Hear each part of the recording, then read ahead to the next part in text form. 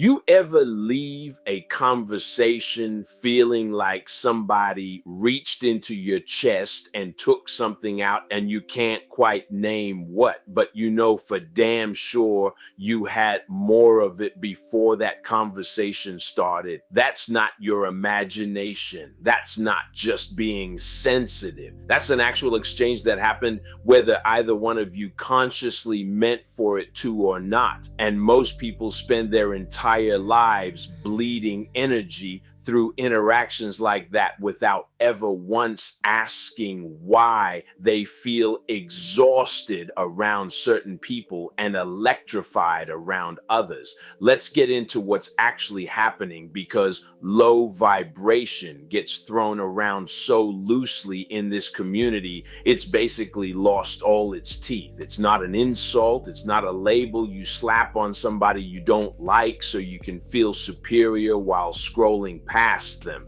Vibration, in the actual sense the old traditions meant it, refers to the frequency at which your mental and emotional state operates. And frequency, like everything else governed by law, doesn't just sit there politely contained inside you. It radiates, it interacts. And when two frequencies meet, the lower one doesn't just coexist with the higher one, it pulls on it the same way a heavy object pulls on anything light enough to be moved by gravity.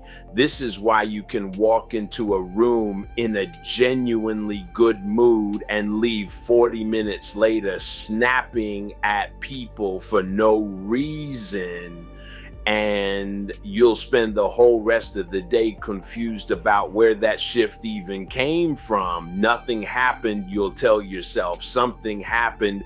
You just weren't trained to notice the mechanism, because the mechanism doesn't announce itself with a dramatic event. It just quietly redistributes frequency in the room until the lowest one in the space becomes the gravitational center. Everybody else starts orbiting, including you, without your permission and usually without your awareness. Here's where I need you to actually pay attention instead of nodding along the way you do with every video that confirms what you already wanted to hear about other people. This isn't just something that happens to you from other people. You are also doing this to other people right now, today, depending on what frequency you're actually operating at. The same law that lets a low vibration person drain a room doesn't suddenly stop applying just because you're the one talking this time.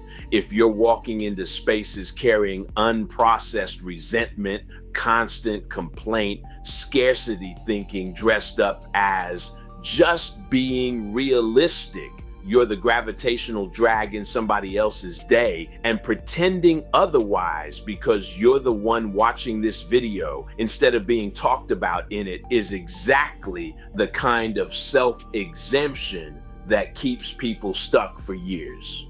So before we even get into how to protect your own frequency from other people, I need you to do the harder, less comfortable inventory first. Where in your own life are you currently the low vibration presence in somebody else's room? That answer is going to be uncomfortable for some of you, and I want you to sit in that discomfort instead of immediately defending yourself against it, because the people who actually change are the ones willing to ask that question about themselves before they ask it about everybody else first. Now, before some of you go full hermit and start canceling every plan you've got because you've decided everybody around you is draining your frequency, let me pull this back to earth for a second, because I'm not trying to turn you into the kind of person who treats a bad mood from your coworker as a psychic attack requiring a sage cleanse and a YouTube video about protection crystals. Sometimes a person's just having a hard day, and sometimes you're just tired because you didn't sleep sleep, and not every uncomfortable interaction is some grand metaphysical event. The skill here isn't paranoia, it's discernment. There's a real difference between somebody having a rough moment and somebody whose entire operating frequency is permanently set to drain. And confusing the two is how you end up isolated and bitter instead of actually protected. Here's the deeper principle underneath all of this, the one I want sitting with you longest. Your mind makes it real. Not in some abstract, eventually someday sense, but constantly, actively, right now, in how you're interpreting and therefore experiencing every single frequency you encounter today. Two people can sit in the exact same low vibration room and walk out completely different. One gets pulled all the way down into it because they consented to it without realizing they had a choice.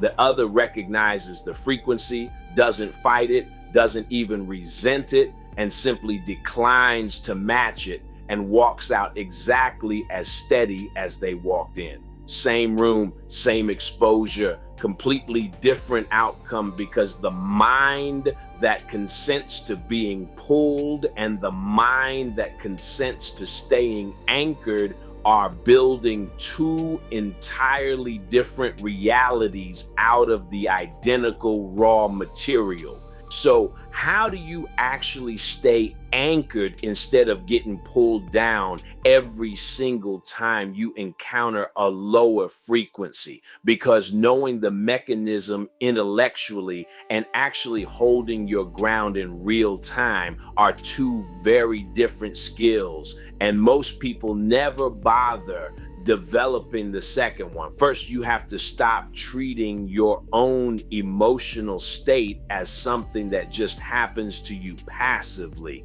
like weather. It's not weather. It's closer to a thermostat you've simply never bothered to learn how to operate. So it's been responding to whatever room you walk into instead of holding its own setting. The shift here is subtle, but it changes everything. Instead of asking, why do I feel drained right now? You start asking, what frequency am I currently matching? And did I actually choose to match it?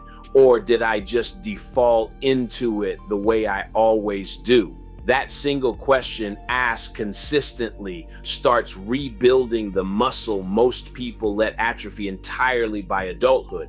Second, and this is the part nobody wants to hear because it sounds almost too simple to be real. You don't fight a low vibration directly. You don't argue with it. You don't try to talk somebody out of their negativity. You don't absorb their complaint and try to fix it for them out of guilt. You hold your own frequency steady in its presence. The same way a tuning fork doesn't argue with a flat note. It just keeps ringing true until the room either adjusts toward it or the interaction naturally ends. Fighting a low vibration head on actually feeds it more attention and more emotional charge, the exact two things it needs to maintain its pull.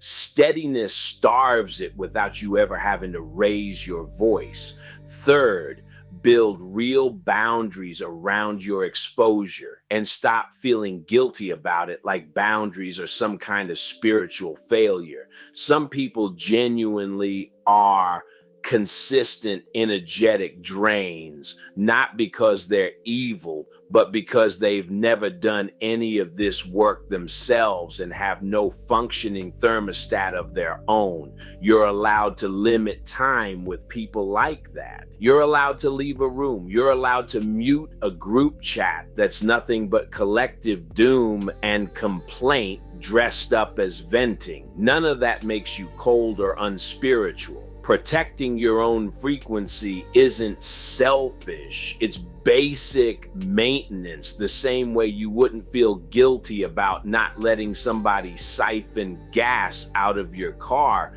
just because they asked nicely. And look, some of you are going to read all of this and still go right back to letting that one cousin, that one coworker, that one friend who's been stuck in the exact same complaint for 3 straight years drag you down every single damn time without putting up a single bit of resistance. I get it. Guilt's a hell of a thing.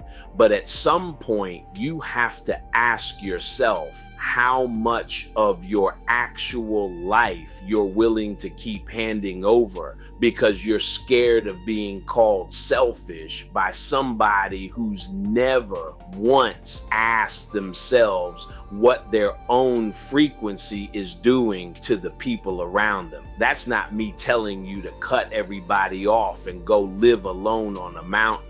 It's me telling you that I don't have the energy for this today is a complete sentence, and you don't owe anybody a 3-paragraph justification every time you say it. Here's the part that actually matters most, the thing I want echoing after this video ends. The goal was never to become some untouchable, permanently blissed out person who never gets affected by anything around them, because frankly, that person doesn't exist, and anybody selling you that image is selling you a costume, not a reality. The thermostat was always yours to set. Go set it